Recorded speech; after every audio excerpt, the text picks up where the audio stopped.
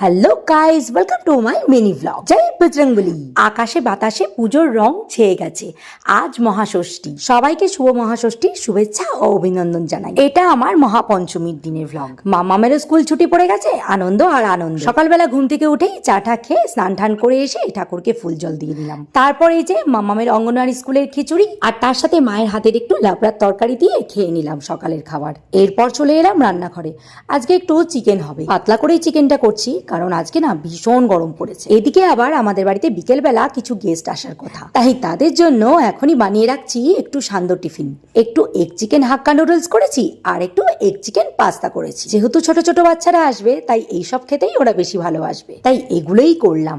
আর তার সাথে এত আমার মাম্মাম তো যোগদান করবেই। এরপর বসে পড়লাম আজকের পঞ্চমী স্পেশাল লাঞ্চ করতে। ভাতের সাথে পাতলা চিকেনের ঝোল আর একটু পাস্তা তরকারি। তো বাড়িতে কারা আসলো সেটা জানার জন্য পরের ভিডিওতে চোখ রেখো। টাটা, জয় সিয়ারাম।